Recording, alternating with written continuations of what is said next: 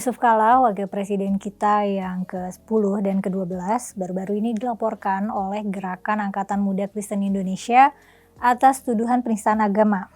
Laporan penistaan agama ini merupakan buntut dari pidato beliau tentang penyelesaian konflik keagamaan yang menyinggung soal mati syahid. Dalam potongan sebuah video, beliau dianggap menyatakan bahwa baik agama Kristen maupun Islam sama-sama berpendapat bahwa menghilangkan nyawa atas dasar agama itu mendapatkan ganjaran mati syahid ya. Kedua-duanya, Islam dan Kristen berpendapat mati atau menewaskan orang, mati atau mematikan, itu syahid. Dan pernyataan ini dinilai menyakiti hati umat Kristen karena bertentangan dengan ajaran yang ada di dalamnya. Sehingga beliau akhirnya dilaporkan ke Polda Metro Jaya dan dituntut untuk minta maaf. Akan tetapi pernyataan beliau itu ternyata maksudnya nggak gitu. Ternyata maksudnya yang ingin disampaikan adalah bahwa ketika berkeyakinan seperti itu dijadikan sebagai landasan beragama, nah itulah yang dapat menyulut konflik agama. Dalam potongan video yang lebih panjang pun beliau meyakini bahwa baik dalam ajaran Islam maupun Kristen itu nggak mengajarkan bahwa membunuh orang yang nggak bersalah itu bakal masuk surga gitu. Dan sebaliknya justru masuk neraka. Dan beliau mengklaim bahwa pendekatan seperti ini yang beliau gunakan untuk meredam konflik keagamaan di Ambon secara damai. Tapi ini mungkin adalah sebuah paradoks dengan fakta bahwa Yusuf Kala pernah mengakui bahwa terdapat peristiwa pembakaran rumah ibadah non-muslim pada tahun 1967 di bawah kepemimpinannya sebagai ketua organisasi mahasiswa Islam. Jadi beliau sempat mengakui bahwa memang ada insiden pembakaran atau pengerusakan 11 gereja di tempatnya kala itu, dan klaimnya insiden ini diawali oleh seorang guru Kristen yang merobek-robek Quran yang kemudian dijadikan dasar oleh organisasi yang dipimpinnya untuk melancarkan demo supaya pelaku tersebut dihukum, tapi malah merembet jadi pengerusakan rumah ibadah. Video penjelasan beliau sebenarnya kurang begitu jelas ya buatku mengenai penjelasannya, tapi intinya beliau nggak merasa bersalah gitu, dan buktinya beliau nggak ditangkap gitu. Bagi orang yang tidak percaya cerita Anda ini, bagaimana Anda bisa membuktikan? Bagaimana membuktikan lagi 50 tahun yang lalu? Tapi dibuktikan saya tidak apa-apa. Setelah saya jelaskan, tanya gubernur. Yang salah bukan saya. Kenapa tidak terima itu hari? Kalau saya salah, saya ditangkap. Tapi berangkat dari pernyataan ini, ada banyak sekali ya tanggapan-tanggapan baik dari teman-teman Kristen maupun teman-teman yang Muslim mengenai ajaran agama yang benar gitu. Maksudnya beliau mereka teman-teman kita menanggapi pernyataan Yusuf Kala ini. Tapi yang menarik buatku itu sebenarnya jadi gini, ketika kita membicarakan tentang kebenaran, tentang dari mana kita mendapatkan kebenaran ini dan bagaimana kita tahu bahwa suatu kebenaran adalah benar adanya, itu artinya kita sedang memakai pendekatan epistemologis. Ketika kita membicarakan sesuatu dengan pendekatan epistemologis, itu artinya kita sedang mencari atau memeriksa sumber pengetahuan itu dan mencari tahu bagaimana kita tahu bahwa kebenaran itu, bahwa informasi tertentu itu memang memuat kebenaran yang bersifat benar gitu. Dalam berbagai tanggapan dari sisi Islam maupun Kristen, secara umum kita semua menolak aksi pembunuhan sebagai kebaikan ya. Dalam Islam kan suka ada tuh teroris-teroris atau aksi bom bunuh diri gitu. Ada jihadis ini, dan secara umum orang Islam menganggap teroris-teroris ini, para jihadis ini sesat ya.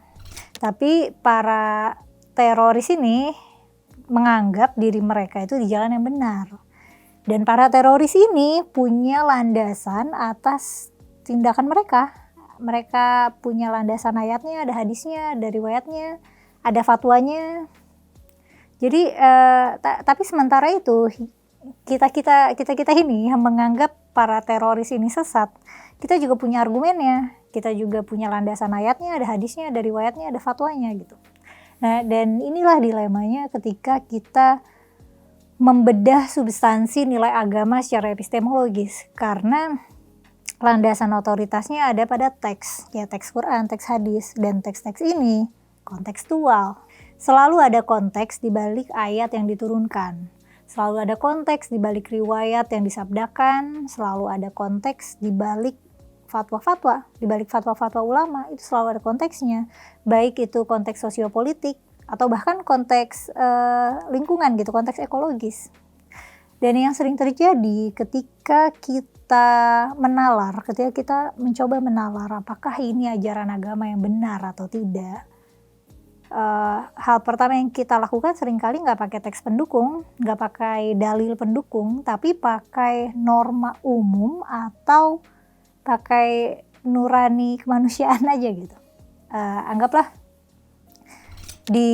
Anggaplah di Afghanistan, perempuan di publik itu kan jarang terlihat ya, karena nggak lazim dan nggak boleh gitu.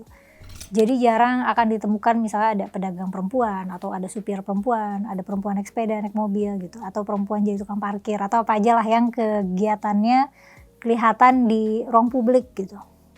Kalau ada perempuan jadi penyanyi atau penari, itu akan kelihatan vulgar banget, dosa banget, dan norma mereka itu ada landasan dalilnya. Kemudian bandingkanlah dengan negara kita dan Malaysia, tetangga kita misalnya ya. Maksudnya kita kan sama-sama yang muslimnya besar gitu.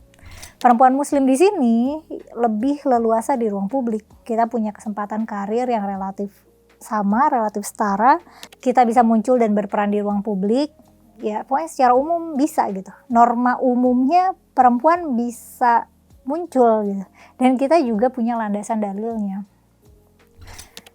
Dan mengenai apakah membunuh manusia dari kelompok agama lain itu diganjar surga, diganjar syahid, ya ada juga yang membantah dengan ayat-ayat mengkontradiksi itu.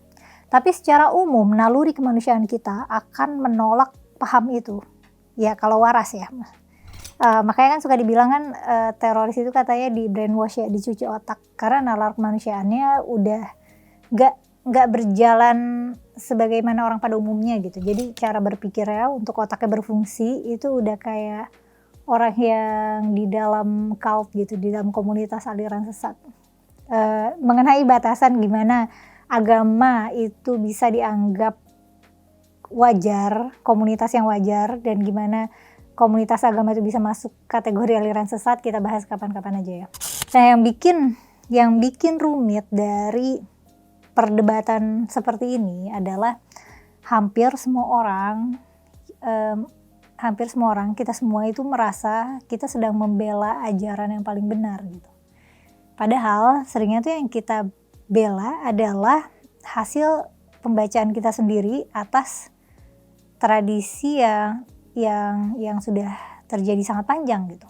Karena tradisi agama itu kan isinya banyak sekali, panjang sekali. Ada teks-teks juga, ada ayat, ada hadis, ada tafsir-tafsir, ada sejarah, ada fatwa-fatwa, ada komentar-komentar ulama, ada pengalaman komunitas, ada kebiasaan sosial yang sudah menempel lama. Dan dari semua bahan itu, dari semua referensi itu, orang akan sulit melihat secara keseluruhan. Jadi kita ambil sebagian dan kita beri penekanan pada bagian tertentu. Ya lalu kita susun jadi versi agama yang paling terasa masuk akal di kepala kita.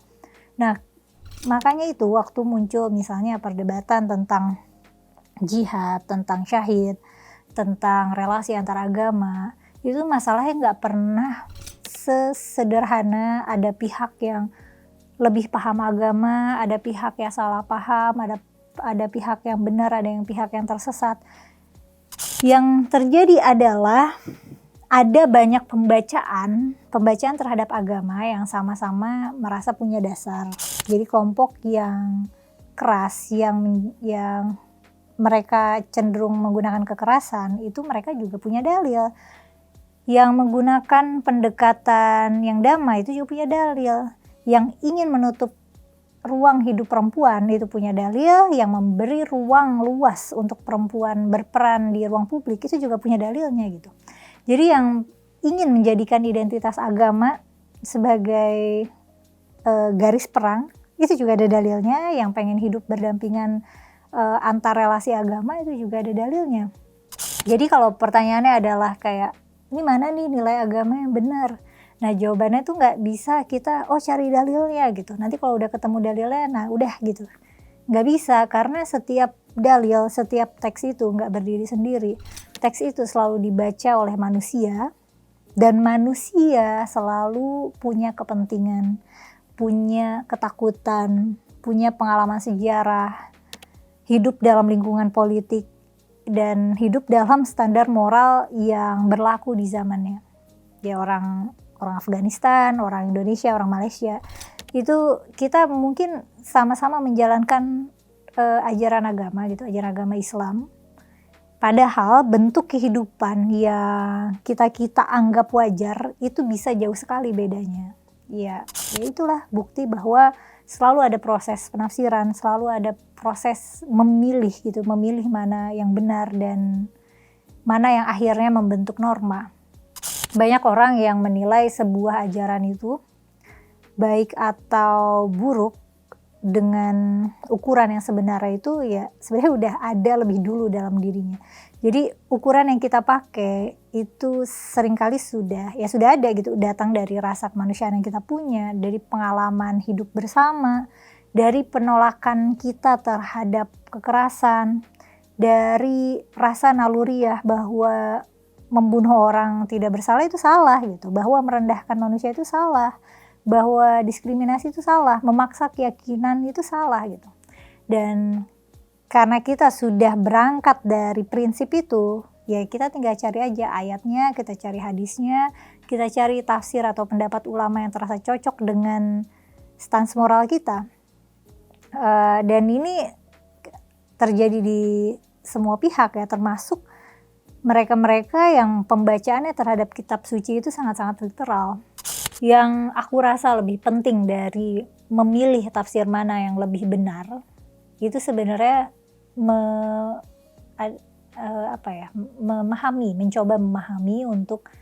mencoba mencari bagaimana sebuah tafsir itu bisa lahir. Kenapa ada tafsir-tafsir yang terasa meyakinkan, siapa yang mencetuskan, siapa yang menyebarkan pahamnya, dan kondisi sosial seperti apa yang membuat tafsir tertentu itu lebih mudah diterima gitu. Kenapa dalam situasi apa tafsir yang memuat kekerasan itu bisa diterima gitu. Karena dalam praktiknya agama itu tidak hidup dalam kitab suci. Teks kitab suci dan dunia ini sangat berbeda ya. Meskipun kita bilang kitab suci adalah pedoman kita beragama tidak mengikuti pedoman kitab suci. Karena agama itu nggak hidup dalam kitab suci. Agama itu lebih hidup di teks-teks pidato, di dalam pidato, di mimbar, di obrolan keluarga, di ruang kelas, dalam organisasi-organisasi, hidup dalam trauma sejarah, hidup dalam sentimen mayoritas minoritas, dan termasuk juga kepentingan elit. Jadi ajaran tentang syahid, ajaran tentang jihad atau perjuangan itu bisa banget berubah fungsi. Bisa dijadikan bahasa untuk misalnya mengobarkan loyalitas kelompok, atau untuk membenarkan kebencian, atau ya memberi makna heroik lainnya. Di era demokrasi sekarang kan kadang aksi demonstrasi itu kan kita sebut jihad gitu. Nah itu sebabnya menurutku yang menarik dari perdebatan tentang pernyataan Yusuf Kala ini sebenarnya bukan soal beliau salah ucap atau misalnya itu dipotong konteksnya gitu. Yang lebih menarik ya sebenarnya reaksi-reaksinya sih, karena kita jadi kayak ngerasa perlu untuk membersihkan nama agama kita dari asosiasi kekerasan. Ya tentu saja nggak ada yang senang gitu agamanya dituduh mengajarkan kekerasan atau pembunuhan. Tapi ironinya, realitanya,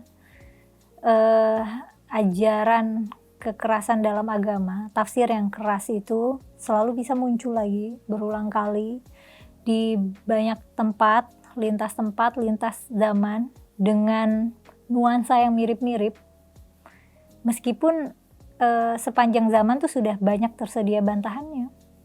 Jadinya apa boleh buat, kita terpaksa melihat agama itu secara lebih realistis dan secara lebih apa adanya.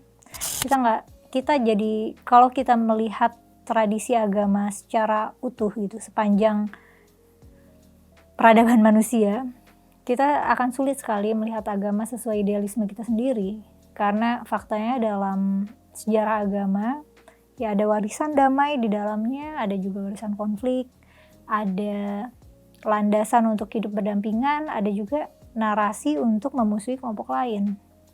Nah, jadinya masalah epistemologisnya ada di sini. Kalau ada misalnya dua pihak yang sama-sama sedang merasa memegang ajaran yang benar, sama-sama punya teks, sama-sama punya rujukan ulama, gitu, punya ulama atau semacamnya, tapi mereka bisa sampai pada kesimpulan moral yang sama sekali berbeda, berarti kan itu kan bukti bahwa teks itu nggak cukup gitu, bahwa kitab suci itu nggak cukup atau riwayat itu nggak cukup.